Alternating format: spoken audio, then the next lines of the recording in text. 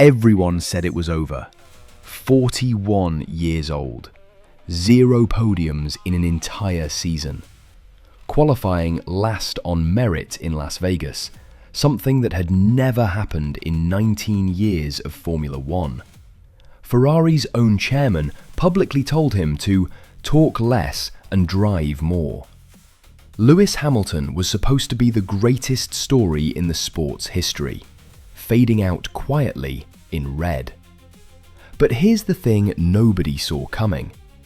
At the 2026 Barcelona Grand Prix, Hamilton crossed the line nearly 20 seconds ahead of George Russell.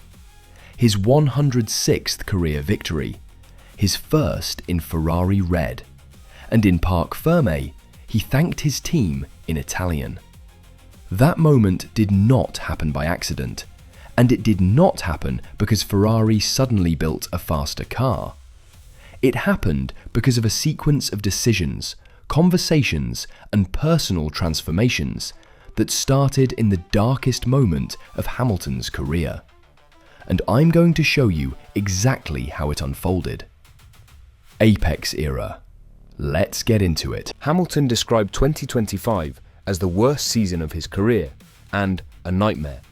He admitted he couldn't wait to get away from all this by the end of the year. The statistics were brutal.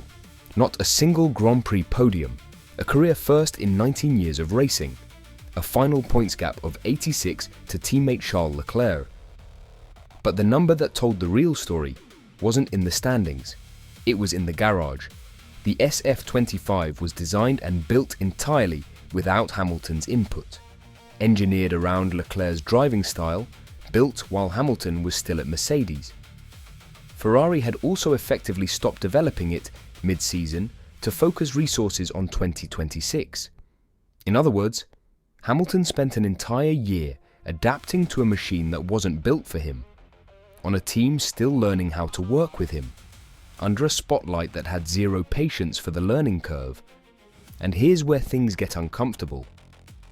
The criticism wasn't coming just from outside. Ferrari chairman John Elkann, someone who personally recruited Hamilton, publicly urged him to focus more on driving and less on talking. When the person who brought you to the team starts issuing public statements like that, the situation is serious. Most drivers at 41, in that position, would quietly accept the decline, manage expectations, see out the contract. Hamilton did the opposite. He spent the winter in what he described as an intense personal regimen, physical preparation, mental reset, and a level of technical involvement in the SF26's development that he never had with the SF25. He described the mood at Ferrari during the Barcelona pre-season shakedown as having a winning mentality in every single person more than ever. That's not PR language. That's a driver who spent an entire year feeling the opposite. And finally, recognizing something had shifted. Former race engineer Rob Smedley put it clearly: Hamilton's ability to perform at his peak is directly linked to personal and professional balance. When that equilibrium is present, he delivers. When it isn't, the results reflect that. 2025 was the proof of concept for that theory.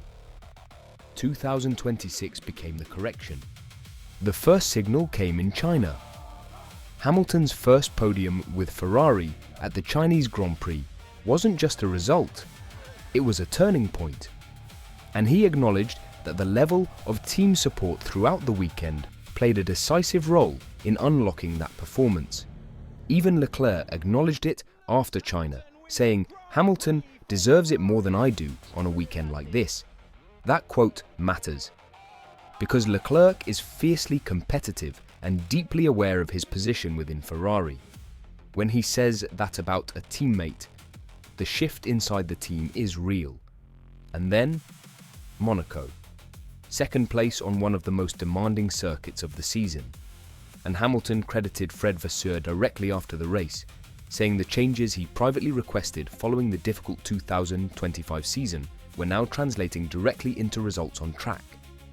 Private requests, internal conversations, changes that happened behind closed doors before a single wheel turned in 2026. That's the detail most people missed.